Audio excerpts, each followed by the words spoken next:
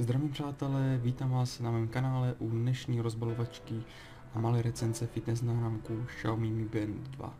Náramek ke mně dorazil v takové obyčejné kartonové krabičce se znakem firmy Xiaomi. Po stranách se nic nenachází a na zadní straně můžeme vidět pouze čínské znaky, asi nějaké specifika daného náramku a to je asi tak všechno. Pojďme se podívat dovnitř do krabičky. Při otevření krabičky na nás vykoukne samotný modul fitness náramku, který si můžeme hned vyndat.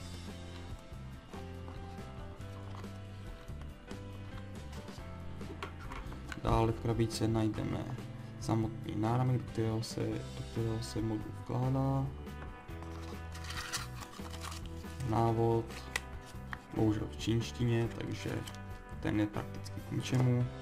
A v téhle malé krabičce můžeme vidět nabíječku, speciální dvoupínovou nabíječku pro tenhle fitness náramek. Tak krabičku si dáme společně s návodem bokem a teď se zaměříme na samotný náramek a modul. Takže konkrétně modul oproti předchozím verzím tohoto fitness náramku došlo konečně na všem žádaný displej, který je v velikosti žádná celá 42 palce, vybaven OLED technologií. Dále se pod displejem nachází jednoduché senzorové tlačítko, na jednom kraji dvoupínový konektor pro nabíjení a na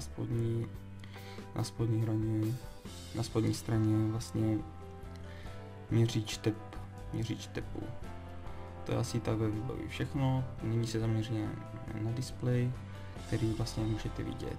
Ukazuje přesný čas, počet kroků, který nachodíte během dne, spálené kalorie a samotné měření tepu. Dále pak stav baterie. Oproti předchozím generacím je tenhle fitness náramek schopen zobrazovat i notifikace, jako jsou například příchozí hovory, příchozí SMSky, ale i aplikace, které nejsou tak běžné, například, no běžné jsou, ale tenhle fitness náramek nebo jeho předchozí verze to nezobrazovaly, a to Messenger a různé ostatní aplikace, WhatsApp, dá se říct prakticky všechno, co se dá najít.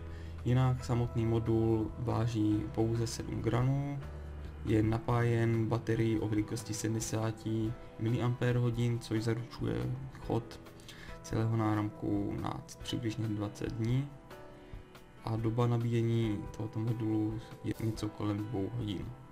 Takže je to velice příjemné a nemusíte se nějak moc starat o to, jestli je ten náramek nabitý nebo ne, stačí jednou za 14 dní ho napojit do elektřiny a máte vystaráno. Dále pak samotný náramek nese certifikaci IP67, což znamená, že je odolný vůči prachu a vodě, tudíž se nemusíte bát nebo ho nebudete muset sundat při každé sprše nebo při umývání nádobí, prostě umývání rukou, umývání nádobí. Náramek to bez problému snese. Ovšem setkal jsem se s problémem, že tohle senzorové tlačítko je velice citlivé, tudíž jakmile na něj dopadnou nějaké kapky vody nebo polijete vodou, tak se nastane ta situace, že se samovolně přepíná, což bohužel za tu cenu, za kterou celý náramek pořídíte, se dá strpět, no, ale je to taková malá chybka. Dále pak tenhle náramek se propojuje vlastně s vaším mobilním telefonem pomocí Bluetooth a je potřeba k tomuto propojení mít na vašem telefoně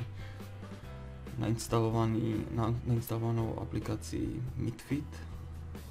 Bohužel pro uživatele Windows Phone se budete muset spokojit s nějakou alternativou této aplikaci, neboť oficiální aplikace MidFit není pro Windows Phone dostupná.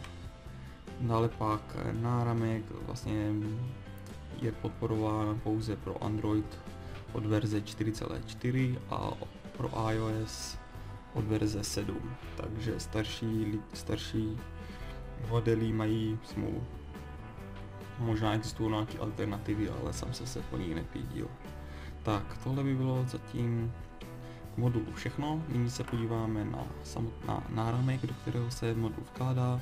Jedná se o klasickou gumu, řekl bych velice pevnou gumu, která je vlastně certifikovaná jako antialergická, takže alergici, kteří mají problém s nějakýma gumovými výrobkama, jsou naprosto v pohodě.